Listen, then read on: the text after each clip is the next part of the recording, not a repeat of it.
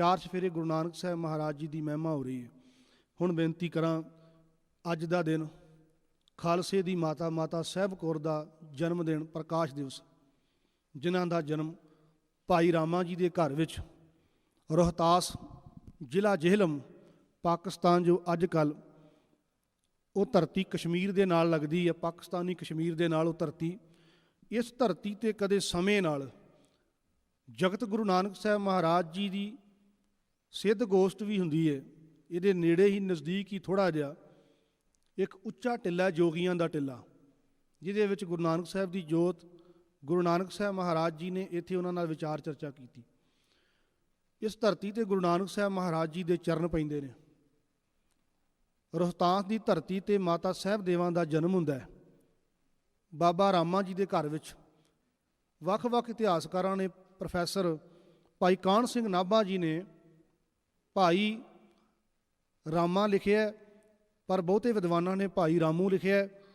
जो इतिहास आप जी सुनते हो, भाई संतोख सिंह जी चूड़ामणी, जिन्हां दा सूर्य प्रकाश ग्रंथ लिखिया जिन्हां ने, वो भाई रावा लिखते हैं। पिता का नाम है भाई रावा, पर इतिहास विच भाई रामू प्रसिद्ध होया। इन्हां दे घर विच ये गुरु घर का श्रद्धालु सी। लम्मा समा बतीत होया, इन्हां दे घर विच कोई संतान ना हुई। गुरु घर विच आके आनंदपुर साहब की धरती ते सतगुरां दे सन्मुख अरदास कीती, बेनती कीती, पातशाह लम्मा समा इहदा वपार का काम सी, लम्मा समा बतीत हो गया पर घर विच कोई संतान नहीं है।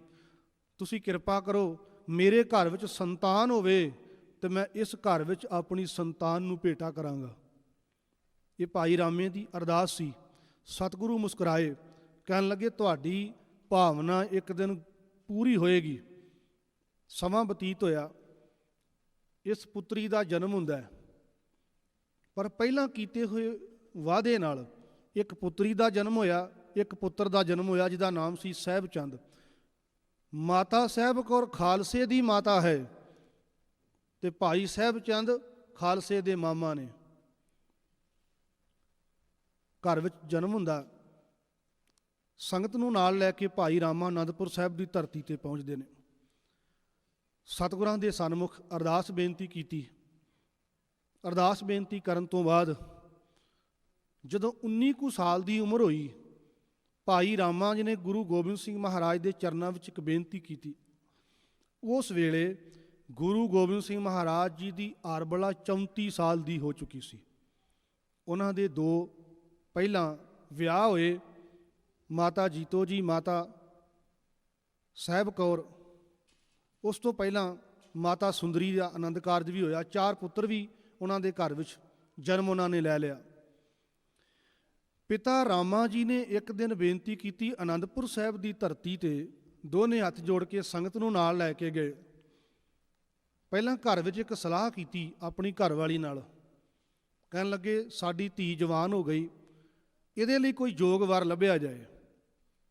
जदों दोनों की आपस में गलबात हुंदी है, माता साहब कौर जिन्हों साहब देवा आख्या जाता है, बाद विच अमृत छकदे ने, माता साहब देवा ने कन्नां नाल सुनिया, पिता जी तुसी गुरु नाल ये वादा कीता सी तुहाडे घर विच संतान होवे ते तुसी गुरु घर विच भेटा करोगे, अर्पण करोगे, कि अज उस वादे तो मुकर रहे हो। धी ने पिता नूं कीते हुए वादे नूं याद कराया। संगत नूं इकट्ठा किया। भाई रामा जी ने उस जेहलम की धरती तो चल के, रोहतास की धरती तो चल के, काफ़ी लम्मा पैंडा बन जाता है, उस धरती तो नंगे पैरी चल के उन्हां समयां विच इहो जे रस्ते सन। आनंदपुर साहब की धरती ते गुरु गोबिंद सिंह महाराज जी का दरबार लगा है। नतमस्तक होए, दीवान का भोग पिया। भोग पैण तो बाद भाई रामा जी ने गुरु गोबिंद सिंह महाराज के चरणों में दोने हाथ जोड़ के एक अरदास की, एक बेनती की, पातशाह मैं इस घर विच वादा कीता सी मेरे घर विच संतान होवे ते मैं तुहाडे घर विच अपनी संतान नूं भेटा करां। मेरी एक बेनती है, मेरी पुत्री नूं अपनी धर्म पत्नी बनाओ। गुरु गोबिंद सिंह महाराज जी ने भाई रामा की गल नूं सुनिया, कहन लगे ਸਾਡੇ ਘਰ ਵਿੱਚ ਅਸੀਂ ਗ੍ਰਸਤ ਨੂੰ ਪ੍ਰਵਾਨ ਕਰ ਚੁੱਕੇ ਹਾਂ। ਸਾਡੇ ਘਰ ਵਿੱਚ 4 ਪੁੱਤਰ ਨੇ। ਪਰ ਭਾਈ ਰਾਮਾ ਨੇ ਜਿੱਦ ਕੀਤੀ। ਗੁਰੂ ਗੋਬਿੰਦ ਸਿੰਘ ਮਹਾਰਾਜ ਕਹਿਣ ਲੱਗੇ, ਜੇ ਤੁਹਾਡੀ ਇਹ ਜਿੱਦ ਹੈ, ਜੇ ਤੁਸੀਂ ਇਸ ਘਰ ਨਾਲ ਵਾਅਦਾ ਕੀਤਾ ਹੈ, ਅਸੀਂ ਤੁਹਾਡੀ ਧੀ ਨਾਲ ਆਨੰਦ ਕਾਰਜ ਕਰਾਂਗੇ।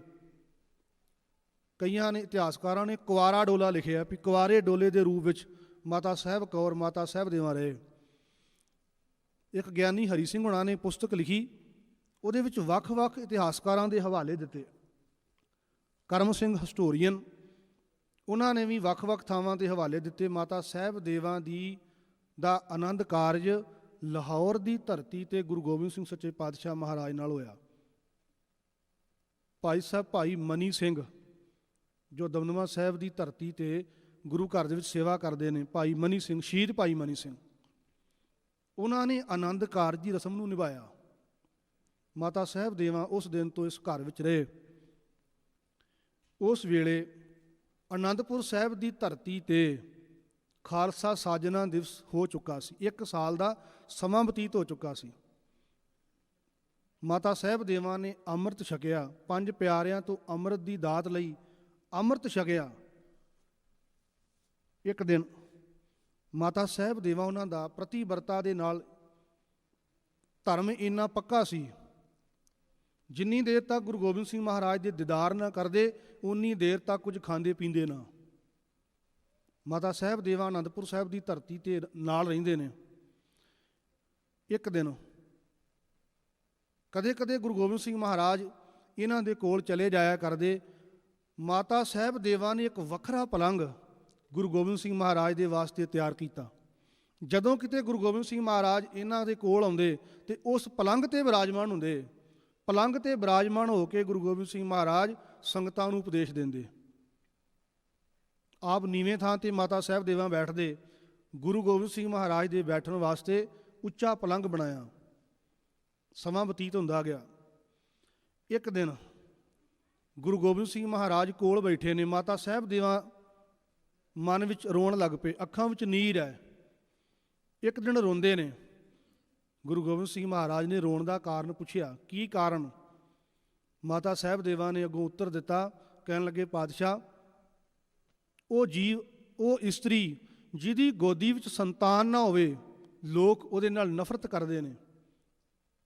ਗੁਰੂ ਗੋਬਿੰਦ ਸਿੰਘ ਮਹਾਰਾਜ ਸੱਚੇ ਪਾਤਸ਼ਾਹ ਨੇ ਮਾਤਾ ਸਾਹਿਬ ਦੇਵਾਂ ਦੀ ਇਸ ਬੇਨਤੀ ਨੂੰ ਸੁਣ ਕੇ, ਇਸ ਅਰਜ਼ ਨੂੰ ਸੁਣ ਕੇ, ਅਰਦਾਸ ਨੂੰ ਸੁਣ ਕੇ ਮਾਤਾ ਸਾਹਿਬ ਦੇਵਾਂ ਨੂੰ ਧਰਵਾਸਾ ਦਿੱਤਾ। ਕਹਿਣ ਲੱਗੇ, ਅੱਜ ਤੋਂ ਬਾਅਦ ਜੋ ਸਾਡਾ ਖਾਲਸਾ ਪੁੱਤਰ ਹੈ, ਅਸੀਂ ਤੁਹਾਡੀ ਝੋਲੀ ਵਿੱਚ ਪਾਉਂਦੇ ਹਾਂ। ਜੇ ਇਸ ਖਾਲਸੇ ਦਾ ਪਿਤਾ ਗੁਰੂ ਗੋਬਿੰਦ ਸਿੰਘ ਹੈ, ਇਸ ਖਾਲਸੇ ਦੀ ਮਾਂ ਮਾਤਾ ਸਾਹਿਬ ਦੇਵਾਂ ਹੋਏਗੀ। ਇਸ ਖਾਲਸੇ ਦੀ ਮਾਂ ਮਾਤਾ ਸਾਹਿਬ ਕੌਰ ਹੋਵੇਗੀ। ਉਸ ਦਿਨ ਤੋਂ ਮਾਣ ਮਿਲਿਆ ਇਸ ਖਾਲਸੇ ਨੂੰ। ਗੁਰੂ ਗੋਬਿੰਦ ਸਿੰਘ ਮਹਾਰਾਜ ਜੀ ਨੇ ਆਪਣੇ ਪੁੱਤਰ ਨੂੰ ਮਾਤਾ ਸਾਹਿਬ ਕੌਰ ਦੀ ਝੋਲੀ ਵਿੱਚ ਪਾਇਆ। ਉਸ ਦਿਨ ਤੋਂ ਬਾਅਦ ਮਾਤਾ ਸਾਹਿਬ ਕੌਰ ਦਾ ਰੁਤਬਾ ਇਸ ਘਰ ਵਿੱਚ ਹੋਰ ਉੱਚਾ ਹੋ ਗਿਆ। ਲੋਕ ਸਤਿਕਾਰ ਦੀ ਭਾਵਨਾ ਨਾਲ, ਪਿਆਰ ਦੀ ਭਾਵਨਾ ਨਾਲ ਮਾਤਾ ਸਾਹਿਬ ਦੇਵਾਂ ਦਾ ਸਤਿਕਾਰ ਕਰਨ ਲੱਗ ਪਏ। ਜਿਸ ਦਿਨ ਤੋਂ ਖਾਲਸਾ ਪੁੱਤਰ ਮਾਤਾ ਸਾਹਿਬ ਦੇਵਾਂ ਦੀ ਝੋਲੀ ਵਿੱਚ ਪਾਇਆ। ਅੱਜ ਜਦੋਂ 5 ਪਿਆਰੇ ਅੰਮ੍ਰਿਤ ਦੀ ਦਾਤ ਦਿੰਦੇ ਨੇ ਨਾ, ਜਦੋਂ 5 ਪਿਆਰੇ ਅੰਮ੍ਰਿਤ ਛਕਾਉਂਦੇ ਨੇ, ਤੇ ਤੁਹਾਨੂੰ ਯਾਦ ਹੋਵੇ ਜਿੱਥੇ ਇਹ ਕਿਹਾ ਜਾਂਦਾ ਹੈ ਕਿ ਖਾਲਸਾ ਜੀ, ਅੱਜ ਤੋਂ ਬਾਅਦ ਤੁਹਾਡਾ ਗੁਰੂ, ਤੁਹਾਡਾ ਪਿਤਾ ਗੁਰੂ ਗੋਬਿੰਦ ਸਿੰਘ ਹੈ, ਤੁਹਾਡਾ ਜਨਮ ਅਨੰਦਪੁਰ ਸਾਹਿਬ ਦਾ ਹੈ। ਜਿੱਥੇ ਤੁਹਾਡਾ ਪਿਤਾ, ਤੁਹਾਡਾ ਗੁਰੂ ਗੁਰੂ ਗੋਬਿੰਦ ਸਿੰਘ ਹੈ, ਖਾਲਸਾ ਜੀ, ਅੱਜ ਤੋਂ ਬਾਅਦ ਤੁਹਾਡੀ ਮਾਂ ਮਾਤਾ ਸਾਹਿਬ ਕੌਰ ਹੈ।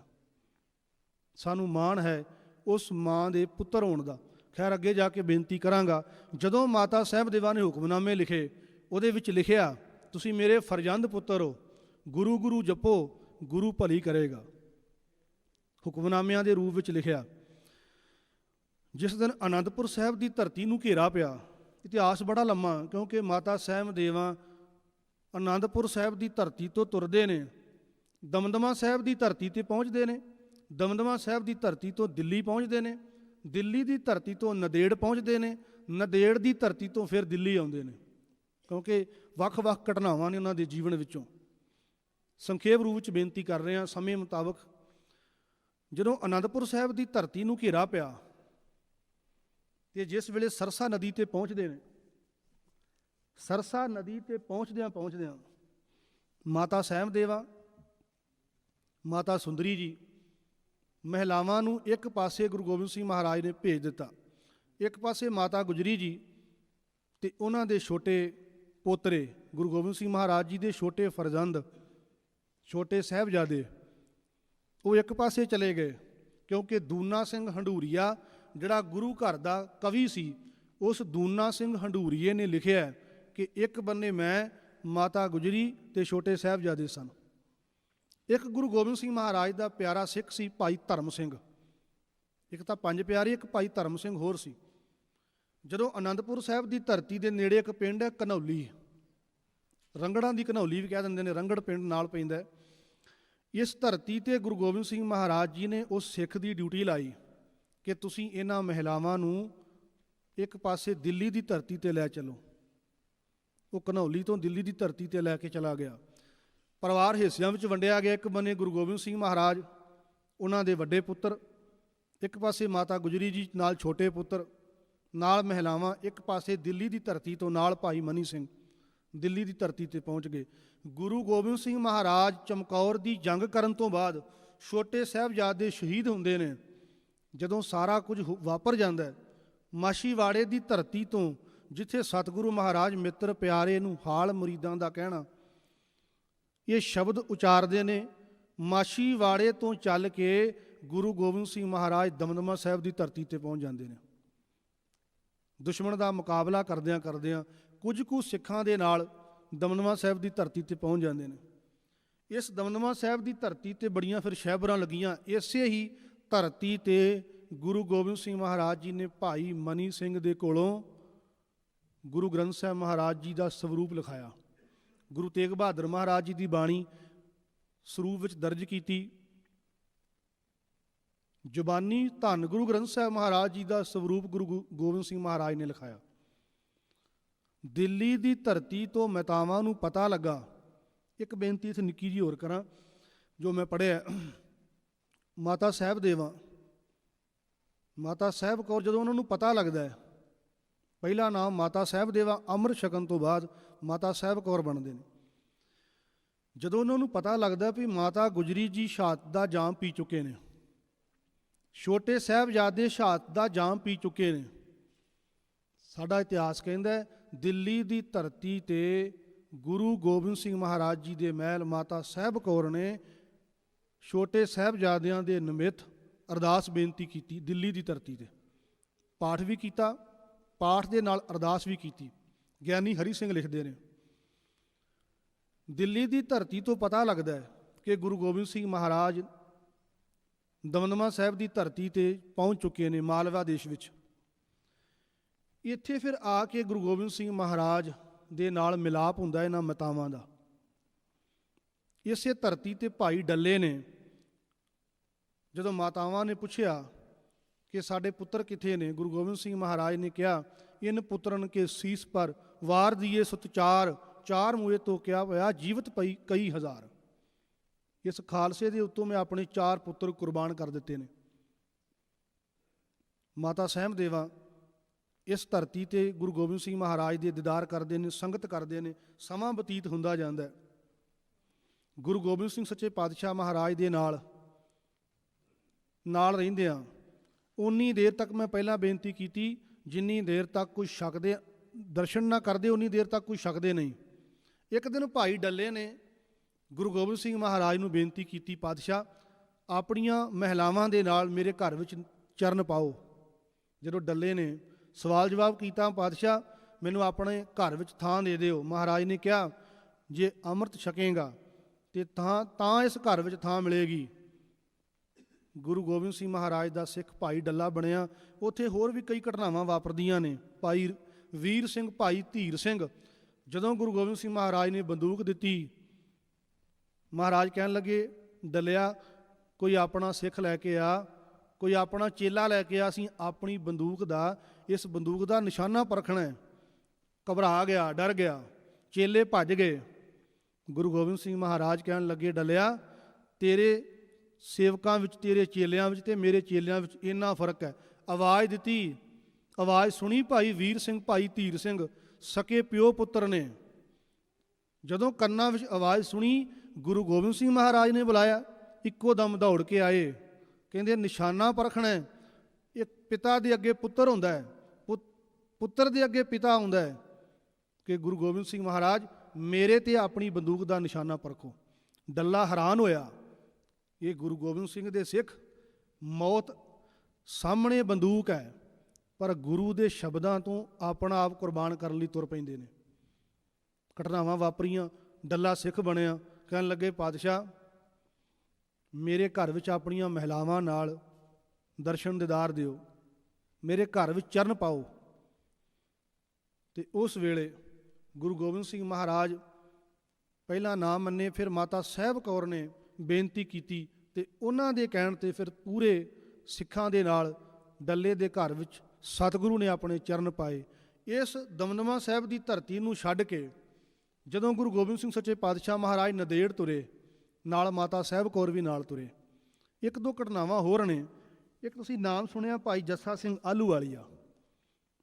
ਇਹ ਮਾਤਾ ਸਾਹਿਬ ਕੌਰ ਦੇ ਕੋਲ ਰਹਿ ਕੇ ਨਿੱਕੇ ਹੁੰਦਿਆਂ ਆਪਣੀ ਮਾਤਾ ਦੇ ਨਾਲ, ਜੱਸਾ ਸਿੰਘ ਆਪਣੀ ਮਾਤਾ ਦੇ ਨਾਲ ਬਚਪਨ ਵਿੱਚ ਤਾਊਸ ਨਾਲ ਕੀਰਤਨ ਕਰਦਾ ਸੀ ਤੇ ਕੀਰਤਨ ਬੜਾ ਸੋਹਣਾ ਕਰਦਾ ਸੀ। ਮਾਤਾ ਜੀ ਨੇ ਇਹਨੂੰ ਬਹੁਤ ਪਿਆਰ ਦਿੱਤਾ,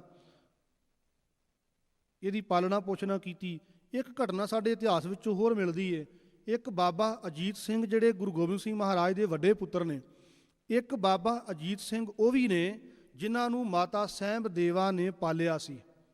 ਬਾਬਾ ਅਜੀਤ ਸਿੰਘ, ਖੈਰ ਇਹ ਗੁਰੂ ਘਰ ਦਾ ਵਿਰੋਧੀ ਹੋ ਗਿਆ। ਇੱਕ ਦਿਨ ਕੀ ਹੋਇਆ, ਗੁਰੂ ਗੋਬਿੰਦ ਸਿੰਘ ਮਹਾਰਾਜ ਨੇ ਕੁਝ ਤੀਰ ਦਿੱਤੇ ਸਨ। ਸਮਾਂ ਥੋੜ੍ਹਾ, ਮੈਂ ਕੁਝ ਕੁ ਬੇਨਤੀਆਂ ਕਰਨੀਆਂ। ਨੰਦੇੜ ਦੀ ਧਰਤੀ ਤੋਂ ਮਾਤਾ ਸਾਹਿਬ ਦੇਵਾ ਦਿੱਲੀ ਦੀ ਧਰਤੀ ਤੇ ਆ ਗਏ।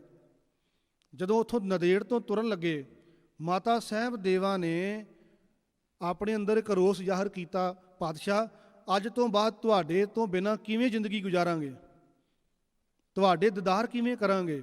ਮਾਤਾ ਸਾਹਿਬ ਦੇਵਾ ਦੀ ਬੇਨਤੀ ਨੂੰ ਸੁਣ ਕੇ ਗੁਰੂ ਗੋਬਿੰਦ ਸਿੰਘ ਮਹਾਰਾਜ ਜੀ ਨੇ ਆਪਣੇ ਦਾਦਾ ਧੰਨ ਗੁਰੂ ਹਰਗੋਬਿੰਦ ਸਾਹਿਬ ਮਹਾਰਾਜ, ਜਿਨ੍ਹਾਂ ਦੇ ਪਰਥਾਏ ਨੱਥਾ ਤੇ ਅਬਦੁੱਲਾ ਕਹਿੰਦੇ ਨੇ, ਦੋ ਤਲਵਾਰਾਂ ਬੱਧੀਆਂ, ਇੱਕ ਮੀਰ ਦੀ, ਇੱਕ ਪੀਰ ਦੀ, ਇੱਕ ਅਜਮਤ ਦੀ, ਇੱਕ ਰਾਜ ਦੀ, ਇੱਕ ਰਾਖੀ ਕਰੇ ਵਜ਼ੀਰ ਦੀ, ਹਿੰਮਤ ਬਾਹਾਂ ਕੋਟਗੜ, ਦਰਵਾਜ਼ਾ ਬਲਖ ਬਕੀਰ ਦੀ, ਪੱਗ ਤੇਰੀ ਕੀ ਜਹਾਂਗੀਰ ਦੀ। ਛਠਮ ਵੀਰ ਪੀਰ ਬੈਠਾ ਗੁਰ ਭਾਰੀ, ਭਾਈ ਗੁਰਦਾਸ ਜੀ ਨੇ ਲਿਖਿਆ। ਗੁਰੂ ਹਰਗੋਬਿੰਦ ਸਾਹਿਬ ਮਹਾਰਾਜ ਦੇ ਸ਼ਸਤਰ ਸਨ ਗੁਰੂ ਗੋਬਿੰਦ ਸਿੰਘ ਮਹਾਰਾਜ ਦੇ ਕੋਲ। ਮਾਤਾ ਸਾਹਿਬ ਦੇਵਾ ਨੇ ਬੇਨਤੀ ਕੀਤੀ, ਤੁਹਾਡੇ ਤੋਂ ਬਿਨਾਂ ਕਿਵੇਂ ਰਵਾਂਗੇ। ਸਤਿਗੁਰੂ ਨੇ ਗੁਰੂ ਹਰਗੋਬਿੰਦ ਸਾਹਿਬ ਦੇ ਜਿਹੜੇ ਸ਼ਸਤਰ ਸਨ ਉਹ ਮਾਤਾ ਸਾਹਿਬ ਦੇਵਾ ਨੂੰ ਸੌਂਪ ਕੇ ਕਿਹਾ, ਜਦੋਂ ਕਿਤੇ ਸਾਡੇ ਦੀਦਾਰ ਕਰਨੇ ਹੋਣ ਤੇ ਇਹਨਾਂ ਸ਼ਸਤਰਾਂ ਵਿੱਚੋਂ ਸਾਡੇ ਦੀਦਾਰ ਕਰਿਓ। ਖੈਰ ਲੰਮਾ ਸਮਾਂ ਵਿਸ਼ਾ ਹੈ। ਮਾਤਾ ਸਾਹਿਬ ਦੇਵਾ ਦਿੱਲੀ ਦੀ ਧਰਤੀ ਤੇ ਪਹੁੰਚ ਚੁੱਕੇ ਨੇ। ਦਿੱਲੀ ਦੀ ਧਰਤੀ ਤੇ ਪਹੁੰਚਦੇ ਨੇ ਵਾਪਸ। ਜਿਹੜੀ ਮੈਂ ਬੇਨਤੀ ਕੀਤੀ, ਬਾਬਾ ਅਜੀਤ ਸਿੰਘ ਜਿਹੜਾ ਪਾਲਤੂ ਪੁੱਤਰ ਸੀ, ਉਹ ਜਿਹੜੇ ਸ਼ਸਤਰ ਸਨ ਉਹ ਪਏ ਸਨ, ਇੱਕ ਪਲੰਘ ਤੇ ਮਾਤਾ ਜੀ ਨੇ ਸਜਾ ਕੇ ਰੱਖੇ। ਇਸ ਬਾਬਾ ਅਜੀਤ ਸਿੰਘ ਜਿਹੜਾ ਪਾਲਤੂ ਪੁੱਤਰ ਸੀ, ਉਹਨੇ ਆਪਣੇ ਗਲ ਵਿੱਚ ਇਹ ਸ਼ਸਤਰ ਪਾ ਲਏ ਕਿ ਮਾਤਾ ਜੀ ਇਹਨਾਂ ਸ਼ਸਤਰਾਂ ਨੂੰ ਪਿਆਰ ਕਰਦੇ ਸਨ। ਕਹਿਣ ਲੱਗੇ, ਪੁੱਤਰ ਇਹ ਤਾਂ ਗੁਰੂ ਦੇ ਸ਼ਸਤਰ ਨੇ, ਤੂੰ ਇਹਨਾਂ ਸ਼ਸਤਰਾਂ ਨੂੰ ਕਿਉਂ ਪਾਇਆ। ਅੱਗੋਂ ਸਵਾਲ ਜਵਾਬ ਕਰਨ ਲੱਗਾ, ਹੁਕਮ ਅਦੂਲੀ ਕਰਨ ਲੱਗਾ, ਕਿਉਂਕਿ ਮਾਤਾ ਜੀ ਨੇ ਇਹਨੂੰ ਆਪ ਪਾਲਿਆ ਸੀ। ਹੁਕਮ ਅਦੂਲੀ ਕਰਨ ਲੱਗਾ। ਜਦੋਂ ਹੁਕਮ ਅਦੂਲੀ ਕੀਤੀ, ਸਾਡਾ ਇਤਿਹਾਸ ਪ੍ਰੋਫੈਸਰ ਕਵੀ ਸੰਤੋਖ ਸਿੰਘ ਚੂੜਾਮਣੀ ਕਹਿੰਦੇ ਨੇ ਕਿ ਮਾਤਾ ਜੀ ਨੇ ਕੁਝ ਗੁੱਸੇ ਵਿੱਚ ਆ ਕੇ ਇਹਨੂੰ ਸ਼ਬਦ ਕਹੇ।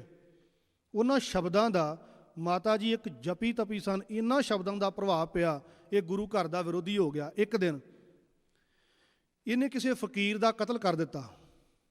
ਜਦੋਂ ਫਕੀਰ ਦਾ ਕਤਲ ਕੀਤਾ, ਇਹਨੂੰ ਸਜ਼ਾ ਹੋਈ, ਬਾਦਸ਼ਾਹ ਨੇ ਸਜ਼ਾ ਕੀਤੀ। ਇਹ ਸਜ਼ਾ ਤੋਂ ਬਖਸ਼ਣ ਕਰਕੇ, ਸਜ਼ਾ ਤੋਂ ਭੱਜਣ ਕਰਕੇ ਕਿ ਮੈਨੂੰ ਸਜ਼ਾ ਨਾ ਮਿਲੇ, ਇਹਨੇ ਆਪਣੇ ਕੇਸ ਕਤਲ ਕਰਵਾ ਕੇ ਭਾਂਡੇ ਵਿੱਚ ਰੱਖ ਕੇ ਕੁਝ ਨਜ਼ਰਾਨਾ ਭੇਟ ਬਾਦਸ਼ਾਹ ਵੱਲ ਤੋਰ ਦਿੱਤੇ। ਜਦੋਂ ਮਾਤਾਵਾਂ ਨੂੰ ਇਹਨਾਂ ਗੱਲਾਂ ਦਾ ਪਤਾ ਲੱਗਾ ਕਿ ਇਹਨੇ ਆਹ ਕੁਕਰਮ ਕੀਤਾ ਹੈ, ਇਹਨੇ ਫਕੀਰ ਦਾ ਕਤਲ ਕੀਤਾ ਹੈ, ਇਹਨੇ ਗੁਰੂ ਗੋਬਿੰਦ ਸਿੰਘ ਮਹਾਰਾਜ ਦੀ ਕੇਸਾਂ ਦੀ ਮੋਹਰ ਜਿਸ ਘਰ ਵਿੱਚੋਂ ਇੰਨੀਆਂ ਰਹਿਮਤਾਂ ਲਈਆਂ, ਇਹਨੂੰ ਪਾਲਿਆ ਗਿਆ, ਇਹਨੂੰ ਪੋਸਿਆ ਗਿਆ, ਇੰਨੀਆਂ ਰਹਿਮਤਾਂ ਲਈਆਂ, ਅੱਜ ਇਸ ਨੇ ਆਹ ਕੁਕਰਮ ਕੀਤਾ, ਕੇਸ ਕਤਲ ਕਰਵਾ ਦਿੱਤੇ। ਮਾਤਾ ਸਾਹਿਬ ਦੇਵਾ ਬਹੁਤ ਨਾਰਾਜ਼ ਹੋਏ ਇਹਦੇ ਨਾਲ, ਕਿਉਂਕਿ ਗੁਰੂ ਘਰ ਤੋਂ ਬਾਗੀ ਹੋ ਚੁੱਕਾ ਸੀ। ਇਹਨੇ ਕੇਸ ਕਤਲ ਕਰਵਾ ਦਿੱਤੇ। ਮਾਤਾ ਜੀ ਦੇ ਬੋਲਾਂ ਦਾ ਇੰਨਾ ਅਸਰ ਹੋਇਆ ਕਿ ਇਸ ਅਜੀਤ ਸਿੰਘ ਨੂੰ ਗ੍ਰਿਫਤਾਰ ਕਰਕੇ ਹਾਥੀ ਦੇ ਪੈਰ ਨਾਲ ਬੰਨ੍ਹਿਆ ਗਿਆ, ਕਿਉਂਕਿ ਇਹਨੇ ਮਾਤਾ ਦੀ ਹੁਕਮ ਦੀ ਅਦੂਲੀ ਕੀਤੀ। ਜਦੋਂ ਹਾਥੀ ਦੇ ਪੈਰਾਂ ਨਾਲ ਬੰਨ੍ਹਿਆ ਗਿਆ, ਇਹਨੂੰ ਸਜ਼ਾ ਹੋਈ। ਸਜ਼ਾ ਇਹੋ ਜਿਹੀ ਹੋਈ ਕਿ ਹਾਥੀ ਦੇ ਪੈਰਾਂ ਨਾਲ ਬੰਨ੍ਹਣ ਕਰਕੇ ਰਗੜ ਰਗੜ ਕੇ ਧੂ ਧੂ ਕੇ ਹਾਥੀ ਨੇ ਇਹਨੂੰ ਮਾਰ ਦਿੱਤਾ। ਇਹਦੇ ਸਿਰ ਤੇ ਹਾਥੀ ਨੇ ਆਪਣਾ ਪੈਰ ਧਰਿਆ, ਇਹ ਥਾਂ ਮਰ ਗਿਆ। ਇਹ ਗੁਰੂ ਘਰ ਦਾ ਪਾਲਤੂ ਪੁੱਤਰ ਬਣਿਆ ਸੀ। ਮਾਤਾ ਸਾਹਿਬ ਦੇਵਾਂ ਦੇ ਬੋਲਾਂ ਦਾ ਇੰਨਾ ਅਸਰ ਹੋਇਆ। ਜਪੀ ਸਨ ਤਪੀ ਸਨ। ਗੁਰੂ ਗੋਬਿੰਦ ਸਿੰਘ ਮਹਾਰਾਜ ਜੀ ਨੇ ਉਸ ਮਾਂ ਨੂੰ ਖਾਲਸੇ ਦੀ ਮਾਂ ਹੋਣ ਦਾ ਮਾਣ ਪ੍ਰਾਪਤ ਦਿੱਤਾ। ਮਾਤਾ ਸਾਹਿਬ ਦੇਵਾਂ ਦਿੱਲੀ ਦੀ ਧਰਤੀ ਤੇ ਆਪਣਾ ਅਖੀਰਲਾ ਸਮਾਂ ਗੁਜ਼ਾਰਦਿਆਂ, ਘਟਨਾਵਾਂ ਹੋਰ ਵੀ ਨੇ ਉਹਨਾਂ ਦੇ ਜੀਵਨ ਦੀਆਂ, ਸੰਖੇਪ ਰੂਪ ਵਿੱਚ ਬੇਨਤੀਆਂ ਕੀਤੀਆਂ। ਮਾਤਾ ਸਾਹਿਬ ਦੇਵਾਂ ਨੇ ਆਪਣਾ ਅਖੀਰਲਾ ਸਮਾਂ ਬਾਲਾ ਸਾਹਿਬ ਧਰਤੀ ਤੇ, ਜਿੱਥੇ ਗੁਰੂ ਹਰਕ੍ਰਿਸ਼ਨ ਸਾਹਿਬ ਮਹਾਰਾਜ ਜੀ ਨੇ ਆਪਣੇ ਚਰਨ ਪਾਏ, ਇਸ ਦਿੱਲੀ ਦੀ ਧਰਤੀ ਤੇ ਆਪਣਾ ਅਖੀਰਲਾ ਸਮਾਂ ਬਤੀਤ ਕੀਤਾ ਤੇ ਆਪਣੇ ਪੰਜ ਭੂਤਕ ਚੋਲੇ ਨੂੰ, ਪੰਜ ਭੂਤਕ ਸਰੀਰ ਨੂੰ ਦਿੱਲੀ ਦੀ ਧਰਤੀ ਤੇ ਉਸ ਅਕਾਲ ਪੁਰਖ ਪਰਮਾਤਮਾ ਦੇ ਘਰ ਵਿੱਚ ਸਦਾ ਲਈ ਚਲੇ ਗਏ। ਇਹ ਮਾਤਾ ਸਾਹਿਬ ਦੇਵਾਂ ਦਾ ਇਤਿਹਾਸ ਹੈ। ਅੱਜ ਮਾਤਾ ਸਾਹਿਬ ਦੇਵਾਂ ਦਾ, ਮਾਤਾ ਸਾਹਿਬ ਕੌਰ ਜੀ ਦਾ ਜਨਮ ਦਿਨ ਹੈ। ਸਵੇਰ ਵੇਲੇ ਦਾਸ ਦੇ ਮਨ ਵਿੱਚ ਸੀ ਕਿ ਮਾਤਾ ਜੀ ਦੇ ਜੀਵਨ 'ਤੇ ਜ਼ਰੂਰ ਵਿਚਾਰ ਕੀਤੀ ਜਾਏ। ਤੁਸ਼ ਬੁੱਧੀ ਨਾਲ ਗੁਰੂ ਕੇ ਇਤਿਹਾਸ ਵਿੱਚੋਂ ਆਪ ਜੀ ਨਾਲ ਸਾਂਝ ਪਾਈ ਹੈ। ਭਾਈ ਗੁਰਦਾਸ ਜੀ ਦੀਆਂ ਵਾਰਾਂ ਦੀ ਸਾਂਝ ਪਾਈ ਹੈ। ਤੁਸ਼ ਬੁੱਧੀ ਨਾਲ ਵਿਚਾਰ ਕਰਦਿਆਂ ਮੇਰੇ ਤੋਂ ਬੇਅੰਤ ਹੋਈਆਂ ਭੁੱਲਾਂ ਦੀ ਖਿਮਾ। ਸਤਿਗੁਰੂ ਤੇ ਸਤਿਗੁਰੂ ਦੀ ਸੰਗਤ ਬਖਸ਼ਣ ਯੋਗ ਹੈ, ਬਖਸ਼ ਲੈਣਾ। ਅੱਗੋਂ ਵਾਸਤੋਂ ਸਤਿਗੁਰੂ ਸਮਤ ਬੁੱਧ ਬਖਸ਼ਿਸ਼ ਕਰਨ। ਭੁੱਲ ਚੁੱਕ ਦੀ ਖਿਮਾ। ਵਾਹਿਗੁਰੂ ਜੀ ਕਾ ਖਾਲਸਾ, ਵਾਹਿਗੁਰੂ ਜੀ ਕੀ ਫਤਿਹ।